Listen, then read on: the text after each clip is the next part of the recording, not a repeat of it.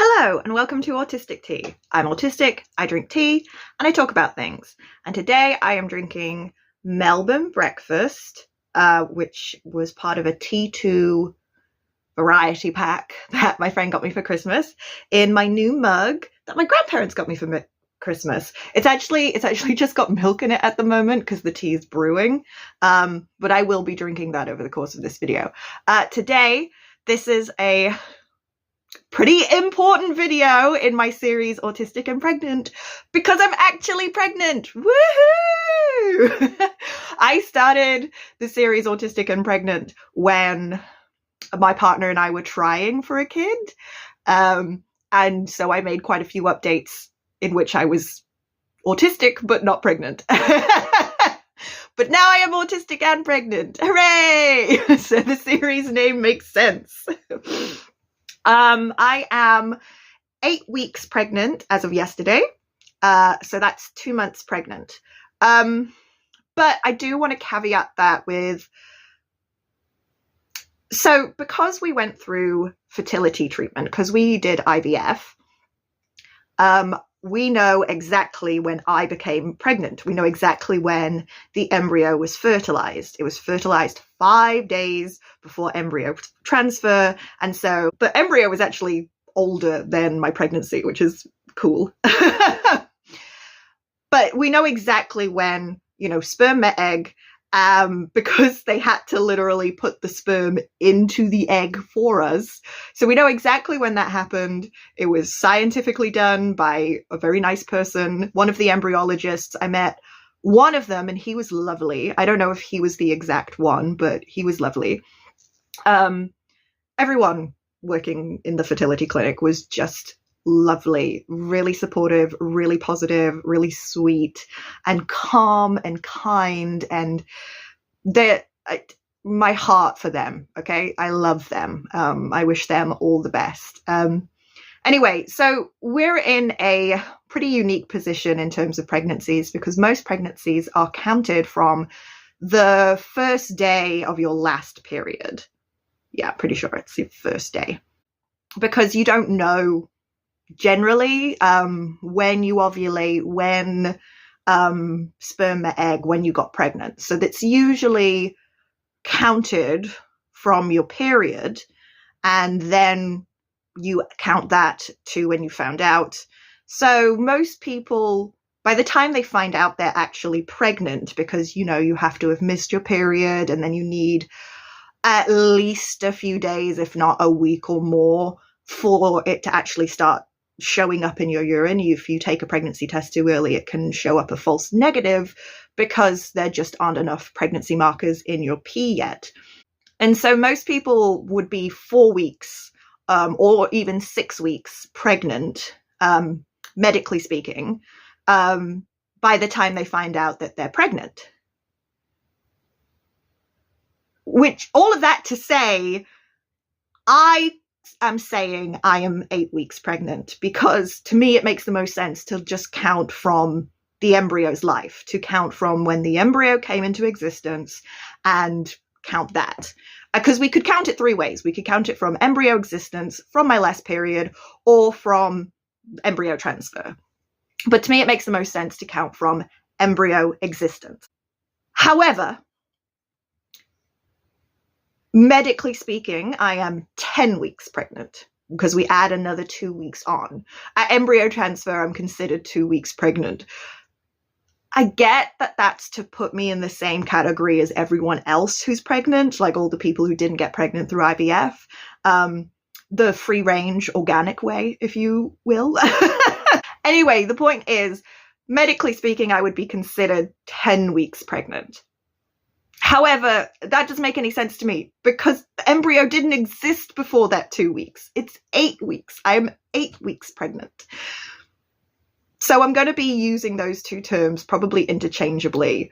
But I'll be like, I am physically, the baby is this many weeks old, but 10 weeks is how it's considered. Was that confusing enough for you? Because it took me a while to wrap my head around all those ways as well. So how has pregnancy been for me? So the first 2 weeks, I would say, I was exhausted right after embryo transfer. And I think it was because I was doing the progesterone pessaries, which were inserted vaginally 3 times a day. And one of the side effects is fatigue.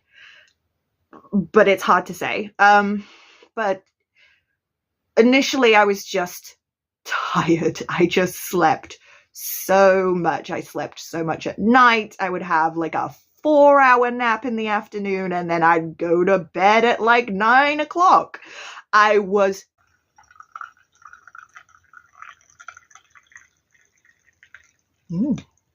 So the first week, definitely I was exhausted. And in the second week, it was getting a bit better.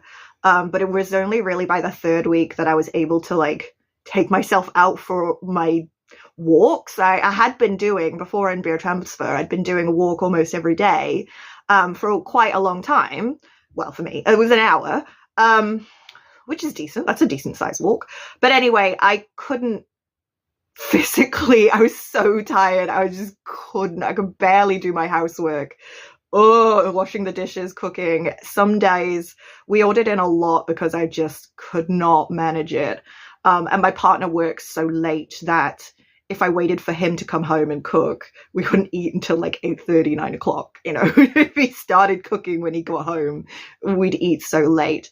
Yeah, there was the exhaustion. And then after it got better, what I noticed was I felt like I did when I was ovulating, because I was tracking my cycles because we were trying to get pregnant. I noticed that when I ovulated, I got really stinky. Like, you know, going for a huge run, levels of stinky after just like sitting around all day. And I would have a shower in the morning, and by the afternoon of having just a normal, not over the top day, I would be so smelly, like I hadn't showered in 3 days, but it literally the course of the day. And that was normally when you don't ovulate for that long. So that was just like a few days to a week of having to struggle through that. But when it was the progesterone and the pregnancy, I was just constantly stinky. I hated it. I was sweaty as well. I've actually only just stopped feeling like every night I'm sweating through my pajamas. Like the past week, I feel like I've not sweat through my pajamas as badly, but I have been, for the first 7 weeks, sweating through my pajamas, waking up drenched and smelly. It is a horrible, like, it's not just sweat smell. It's like this sour hormonal smell. I don't like it. I did not enjoy it. I don't like smelling like that. And so I was having like extra showers to compensate for the fact that it was so stinky. That does seem to have lessened after stopping the progesterone. The sweating, the smell lessened, the sweating lessened, but I still think it's like a pregnancy symptom. But this past week has been okay. For the first, I would say like 4 to 6 weeks, if I hadn't known I was pregnant, I would just think that I had like a low-level virus that I couldn't shake off, because I was like hot and I was tired. And just, rather like I didn't have like, I sometimes felt like I had a fever. And some days I looked rough, like I looked pale, and the dark circles under my eyes, which are always there, were like really dark. Even on days when I felt good, there was one day when I walked into the bathroom and I felt fine, but I looked in the mirror and I was like, ugh, there's a zombie in the mirror. Who's that? And I was like, why do I look so sickly? I for once, I feel fine. So that's been really interesting. I thought you were supposed to glow when you're pregnant. I have not been glowing. I have been sickly looking. And I also am getting pimples. I got pimples this past week, and I was like, what happened to good pregnancy skin? That's nice. The nausea started at about the 6-week mark as well. Oh no, actually I think it started about like 4.5 weeks. I started to get a little bit of nausea. And it's very on and off. I feel very lucky in that regard. I haven't thrown up at all. I just feel a little bit dizzy, a little bit nauseous. I can't eat as much at each meal. I'm eating more overall, like I'm eating more smaller meals, but I'm not eating as much at each meal. I can't stomach it. Like if I feel too full, I feel sick. But I also can't go too long without eating because then I'll feel sick. And I also get car sick again in the car. I got over my car sickness for quite a long time. Like I was even starting to like read in the car when I was working in the van at work. But now it's like even in the front seat with the window open, looking out the window, it's like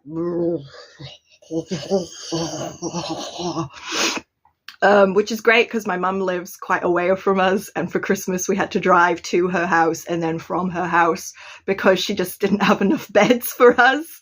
And because, like, just because of my state, my condition, I didn't really want to be sleeping on like a blow-up mattress or anything. And I definitely can't sleep on the couch anymore, but that's not a pregnancy thing. That's like I turned 30 and my back hurts. So in terms of pregnancy symptoms, it's been very, very mild. And if I didn't know I was pregnant, I wouldn't even realize, nothing about what I've experienced would make me think maybe I'm pregnant. Then, like, unless I was tracking my periods and knew I was late, that sort of thing. Because like a little bit of nausea, a little bit of dizziness, but not consistent. No, like throwing up. The exhaustion you can explain away as getting the flu. So to me, that makes people who don't know they're pregnant for a while make a lot more sense. Because I wouldn't know. But I do know because I was, because there were quite a few people involved and we spent a lot of money on it. But I've not had cravings. I wouldn't say I've had like any pregnancy cravings. I've had a few food cravings, but I get food cravings anyway. When you like, sometimes you're just like, oh, I really want some chocolate, or like, I really want this meal. One night my mum made a pad thai, and then the next day she was like, what do you want for lunch? And I was like, I just want to eat your pad thai again. And that was it. Like, that was the only time that I craved it. Like, I haven't craved it since. Nothing so like intense and nothing bizarre. Like, I get cravings for pie. I get cravings for chocolate. Like, nothing has been like, oh, that's so weird that you would want that. Like, pickles and ice cream. No, nothing like that. Maybe it'll happen. Maybe it won't. I think it does have something to do with like, if you're not getting something in your diet. But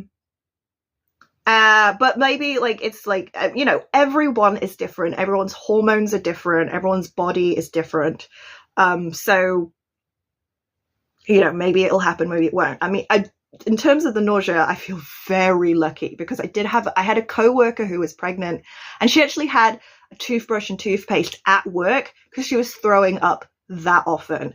And I just feel so hard for her. Like, that must have been so rough. And because I'm not working, a lot of the time when I was, experiencing these relatively mild symptoms, I still was like, well, I could work. Like, I could go to work feeling like this, but I would be miserable. Like, I wouldn't be happy about it. I wouldn't be as good at my job, and I would be pushing myself. So I feel very lucky and very grateful and very privileged that I am in a position where I don't have to work while pregnant. And my complete and utter admiration goes out to everyone who does work while pregnant, whether it's a choice or whether you don't have a choice and you have to. Like, if you do that, you're amazing, hardcore, that's amazing.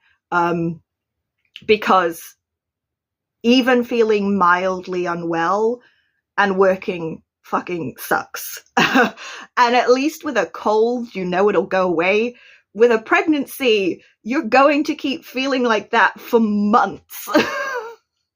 Because I'm so early on in pregnancy, I haven't noticed any physical changes.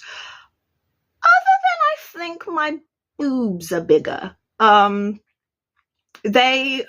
It might have been the hormones I was on anyway, because I feel like they got bigger before even embryo transfer, but they definitely feel more hefty. And the areola looks larger to me. I've always been a large areola person. There have been certain bra types that I simply could not wear, lest I flash everybody. That's why I like to wear like t-shirt bras and stuff like that, just to cover up the whole thing. And it feel like I haven't measured them before or after, but I just look at them and I'm like, did y'all grow? Did you get bigger? Which is a weird detail, but I don't know. That's what this whole that's what this whole series is supposed to be about, is giving you weird details that like people don't really talk about. And you know, maybe that doesn't happen to most people. Maybe it doesn't happen. Maybe it does happen to most people. Maybe most people don't notice. Maybe most people don't talk about it. I don't know. Maybe I'm making it up. Maybe I'm imagining it. I don't know, because I don't have the scientific evidence of a before and after measurement. But I'm just saying, I think that's what's happened. I have this app that's been measuring baby size in food, and it's been really fun watching it go from like the size of a grain of salt to a rice, to it was a pea at Christmas and then a blueberry, and now baby is the size of a raspberry, which is really cool. The 7-week scan, the doctor's saying it was actually 6 weeks and 5 days, but that's the medical terminology. Physically, I was only 4 weeks and 5 days. But even that early, we could hear a heartbeat. I already made a video about the heartbeat, I think. But it was pretty amazing to see again inside me, and I'd seen inside me before, and now I could see the difference. There was the pregnancy sac, and then a big dark lump, which was not the baby. That is the yolk. Very weird terminology. Pregnancy sac and the yolk, and then a teeny tiny little dot attached to the yolk, and that was baby. And yeah, we could hear like the rhythmic pulse of a heartbeat. And I said to my doctor, I was like, it's not really a heartbeat though. Like, it's the cells that will develop into a heart, but like, it's just a clump of cells. It's not even a heart yet. And she was like, clearly not used to using that sort of language with people. Most people want to talk about their baby like it's a baby. And so she was like, well, it's not a heart in that it doesn't have like 2 ventricles and 2 atria, but like it, you know, it's a heartbeat. We call it a heartbeat. And I was like, okay, fine. But like, I know my baby's just a clump of cells. They're still just a clump of cells. I think by now, the problem is a lot of pregnancy charts are, I feel, misleading. Because at this like 10 weeks mark, they're showing like a little like alien jelly bean head. And I know baby has developed like arm nubs by now, which is generally when you get nausea as well, is when their like spinal cord stuff is starting to develop and they get little tiny arm and leg nubbies. So cute. But it's on such a small scale that, again, if you were to have an abortion at this stage, you would only see cells. You wouldn't see a tiny little jelly baby, okay? You would just see tissue. I am going to show it up on the screen. If you don't want to see that, then skip to the timestamp shown, or it'll be in the like description thing. But I'm just letting you know. I'm going to show it because I think it's really fascinating. I think it's really important that we're educated on actually what it looks like. But if like looking at abortion tissue will upset you, then please skip. But I do want to reassure you that it is just tissue. You are not going to see a tiny little dead jelly baby. It's just tissue. Okay, so I'm going to show that in 3, 2, 1. Here is early pregnancy tissue. 5 weeks, 6 weeks, 7 weeks, 8 weeks, and 9 weeks is the latest one I have. So, and because that's a medical term, I'm technically beyond that. My baby is more developed than this tissue. But very recently, this is all that my baby was, a clump of tissue, muscle and stuff.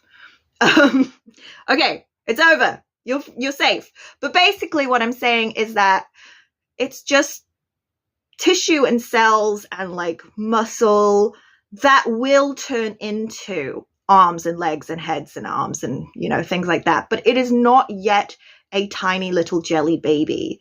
Maybe you would see it on a microscopic level, but if you can't see it with the naked eye, I really don't think it counts as a person. Personally, even though I want this pregnancy and I want this child and I cannot wait to meet my child and I love them so much already, and I will refer to my clump of cells as a baby because they're my baby because of like my thought processes around this pregnancy.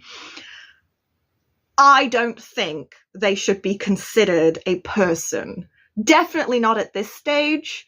I think it shouldn't be considered until very late into pregnancy when they could be viable outside of the womb. And even then, I don't think the life of the baby should ever supersede the life of the pregnant person, unless that pregnant person makes that decision for themselves without any outside coercion. That's a separate issue, but just so you know, just because I am a pro-pregnancy person for myself, I want to be pregnant. Loving being pregnant is interesting because like I'm not loving the symptoms I'm experiencing, but I am loving the idea that I'm growing a human being inside me. Like one day this will be a person and I'll get to meet them and they're going to have a personality and they're going to like things and I'm going to get to see them grow. That's going to be so cool. I love that. I'm very pro that. But that doesn't mean that I'm anti-abortion. I'm very pro-abortion. And that also doesn't mean that I'm going to like pretend that a clump of cells is a person legally or medically. Like personally, spiritually, it's a person to me. But ethically, no, it's not a person. Some people won't like that I said that and will have clicked off and, you know, may even be writing angry comments to me. And you know what? Get your feelings out. Get your feelings out. Feel your feelings. But I do have to question, like, why you think that the life of the pregnant person is less than the potential life that they carry. Because the pregnant person has connections. They already have like people who love them. They're already like a part of society, a part of a culture, part of a family, part of a friend group. Like they are already existing. Whereas this potential life, you know, no matter how far along it is, you know, especially if it's before they're viable outside of the womb, why are they more important than the person carrying them who actually already has a whole bunch of connections and already has so much life and so much more life to give versus a being that does not yet have a consciousness? You know, they're in this in-between state. Even when they can be viable outside of the womb, they're not conscious yet. In my opinion, I mean, I know that they can learn your voice and so they will recognize like their parents' voice, which is really cool. Anyway, I've gone on a divergence. Like, what were we talking about? We were talking about pregnancy. We were talking about pregnancy and pregnancy symptoms. Yeah, so nausea, dizziness, fatigue. The fatigue has definitely been the most impactful. Because like with the nausea, you can generally manage it by just eating a little bit every so often, and not like eating too much or eating too much sugary stuff. I like sugar, but it does seem to set off my tummy and nausea a little bit. And I have reduced a lot of my sugar. Fruits also seem to, like, they can be good or they can be bad. Almonds have been my friend, and so has home popped popcorn, which was recommended to me by someone who's further on in their pregnancy. Those things have been really, really helpful to manage the nausea, as well as toast, peanut butter toast. I'm loving the peanut butter toast because it's a really great, quick way to get a nutritious meal. But the fatigue is like the most getting, like, just being tired all the time really gets in the way of doing stuff. But even so, I poodle along. I'm pretty used to being tired, to be honest. I'm used to, poodling along, shuffling around in my pajamas and getting stuff done, even if it's slow, even if it's bitty, you get it done, you get through it. In terms of my emotional state, initially it was great. Initially it was like I was ovulating. And when I was ovulating, I was at my least emotional in terms of crying at the drop of a hat. When you're just before your period, you cry at the drop of a hat. And then when I was ovulating, I was hardcore. So for the first few weeks, I was hardcore, man. I could watch a sad kids movie and not cry. It was great. Sometimes I would just get like a single tear, and I was like, ooh, look at me go. I'm so tough, because I cry at the drop of a hat. I was once in the passport office in Malaysia because my partner was renewing his passport. And I was wearing my sunglasses because the lights were overbearing. And so I was really glad I was wearing my sunglasses because I was watching this ad on the TV. It was muted because passport office. But even if it hadn't been muted, it would have been in Bahasa Malaysia. I think it was subtitled in Chinese. I watched that and I still managed to tear up because it was like a dad who loved his daughter. And I was just like, family. So that's how easily I normally cry. Okay. We were watching The Lion King at work. I'm busy looking after a bunch of toddlers, but I still have to look away from the screen when Mufasa dies because I was going to cry. So it was pretty great to feel like I didn't cry at the drop of a hat early on. But then something switched like a week or so ago, and I was watching like a dog video or something on YouTube, and I'm just like,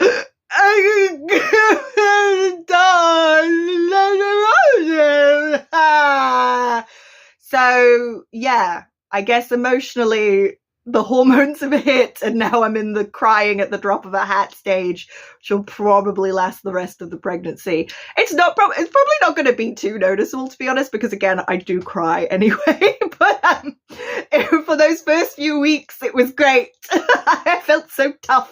Overall, I have felt very calm, very relaxed. I've been like kind of focused on eating well and eating balanced, and so we are trying like new recipes and slightly different routines.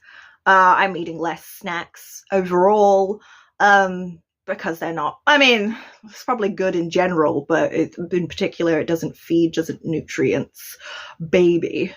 So that's what I'm trying to do. And I will need to start doing pelvic floor exercises. That's something I have not started to do yet.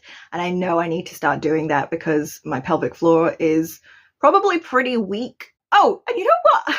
I totally forgot to bring this up. Another symptom that I've had is I am peeing all the time.